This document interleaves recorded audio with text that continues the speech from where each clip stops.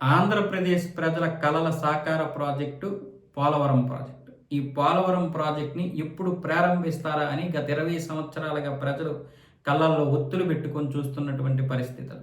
2014 తర్వాత రాష్ట్రం విడిపోయాక చంద్రబాబు నాయుడు హయాంలో ప్రారంభమవుతుందేమో అని ఎదురు చూశారు. అవ్వలే. తర్వాత దీన్ని మేము 2021కే పూర్తి చేస్తామని వైసీపీ వచ్చింది. వైసీపీ వాళ్ళు కూడా చేయలేరు. మళ్ళీ ఇప్పుడు కూటమి ప్రభుత్వం వచ్చింది తెలుగుదేశం ఆధ్వర్యంలో. మేము ఖచ్చితంగా చేస్తామని చంద్రబాబు నాయుడు అయితే అన్నాడు. ఈసారి 2014 లాంటి రోజులు కాదు కాబట్టి 2019లో ప్రజలు సరైనటువంటి సమాధానాలు చెప్పారు కాబట్టి, పైగా ఇప్పుడు జరుగుతున్నటువంటి పరిణామాలు, జనాల్లో ఉన్నటువంటి అవగాహన చూసి రాజకీయాలు కూడా కొంతవరకు మారాయి. వైసీపీలో ఆ పద్ధతి మారిందో లేదో తెలియదు కానీ, తెలుగుదేశంలో మాత్రం చంద్రబాబు నాయుడు చాలా వరకు మారారు. అంటే అంతకుముందు మంచిగానే పరిపాలించినా సరే కొంత అహంకారం కనిపించేది. కానీ ఎప్పుడైతే ఆయన అరెస్ట్ అయిన తర్వాత, అలాగే 2019లో ఓడిపోయిన తర్వాత జరిగిన పరిణామాలు, పవన్ కళ్యాణ్ పక్క నుండి మొత్తం నడిపించడం, ఇవన్నీ చూసినటువంటి చంద్రబాబు నాయుడులో చాలా మార్పులు చూసాం మనం. కేవలం ఒకప్పుడు పదవుల కోసం లేదంటే ఆ చైర్ కోసమే తాపత్రయపడేవాడు, నేనే అంత చేయాలనుకునేటటువంటి పరిస్థితి నుంచి ఈరోజు మొత్తం మారింది. అధికారాన్ని అందరికీ పంచుతున్నాడు.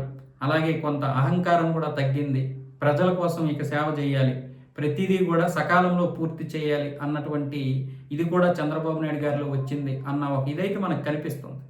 పోలవరం ప్రాజెక్టు కూడా ఇప్పుడు పూర్తి చేశారు. 2027లో పుష్కరాలు ప్రారంభమవుతున్నటువంటి కాలంలోనే, పుష్కరాల సమయంలోనే దీన్ని ప్రజలకు అంకితం చేయాలని చెప్పి ఇప్పుడు క్యాబినెట్లో నిర్ణయించుకున్నారు. నిన్న చంద్రబాబు నాయుడు గారి ఆధ్వర్యంలో జరిగినటువంటి క్యాబినెట్ ఈ విషయాన్ని స్పష్టం చేసింది.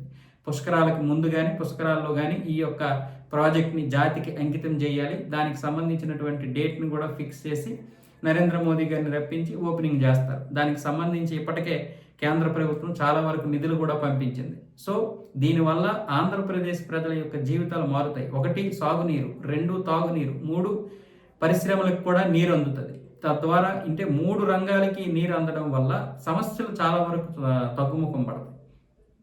ఈ యొక్క ప్రాజెక్టు చాలా ప్రతిష్టాత్మకమైనటువంటి ప్రాజెక్టు. అప్పట్లో వైఎస్ రాజశేఖర రెడ్డి దీన్ని ప్రారంభించారు, కానీ పూర్తి చేయలేకపోయారు. ఆ తర్వాత జరిగిన పరిణామాలు మనం అన్నీ చూసాం.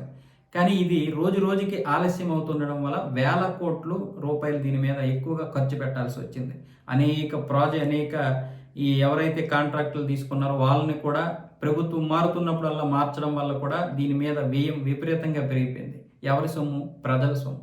ఏదేమైనా సరే ఇప్పటికైనా సరే ఈ యొక్క ప్రాజెక్టు ఓపెనింగ్ అవుతుండడం వల్ల మనకి సంతోషం. కాకపోతే 2027కి కాకపోతే 2028కైనా పూర్తి అవుతుంది అనుకున్నాం. ఇప్పుడు 2027కే పూర్తయినా ఆ మిగిలినటువంటి పనులు 2028 కల్లా పూర్తి చేయడానికి కూడా అవకాశాలు ఉన్నాయి. బహుశా ఇప్పుడు దీని మీద మరికొన్ని రాజకీయ పార్టీలు ఏడొచ్చేమో. కానీ ఇలాంటి ప్రాజెక్టులు రాజకీయాలకు అతీతంగా పనిచేయాల్సినటువంటి పరిస్థితి నుంచి మనం ఇందులోనే రాజకీయాలు దూరేటటువంటి పరిస్థితికి వచ్చేసాం. కానీ ఏ రాజకీయ పార్టీ అయితే దీన్ని ఓపెన్ చేస్తుందో ఆ పార్టీకి చాలా పెద్ద ఇది వస్తుందని చెప్పి చాలా పార్టీలు ఏడుస్తాయి. రేపు పొద్దున్న వైసీపీ దీని మీద అనేక అలిగేషన్లు కూడా చేస్తుంది. చేస్తే చేయనియండి, కానీ మనకి చేతకానప్పుడు ఎవరో ఒకరు ఓపెన్ చేయాలి కదా. మనకి ఒక అవకాశం వచ్చినప్పుడు చేయాల్సింది కదా. ఏం కేంద్రం నుంచి నిధులు తెచ్చుకోలేకపోయారు? ఈ విషయంలో నేను ఎవరిని ఇది చేయడం లేదు, ప్రశంసించడం లేదు, అలాగే తిట్టడం లేదు. కానీ ఖచ్చితంగా దీని మీద చిత్తశుద్ధితో మాత్రం కూటమి ప్రభుత్వం ఈ 2 సంవత్సరాల నుంచి పనిచేసింది. కానీ అందులో ఎటువంటి సందేహం లేదు. ఇది ఓపెన్ అవ్వాలి. రేపు పొద్దున్న 2029 ఎన్నికలకు చెప్పుకోవడానికి కావచ్చు, లేకపోతే ఏదైనా కావచ్చు. కానీ ప్రజలకు ఇప్పుడు ఇది చాలా అవసరం కదా.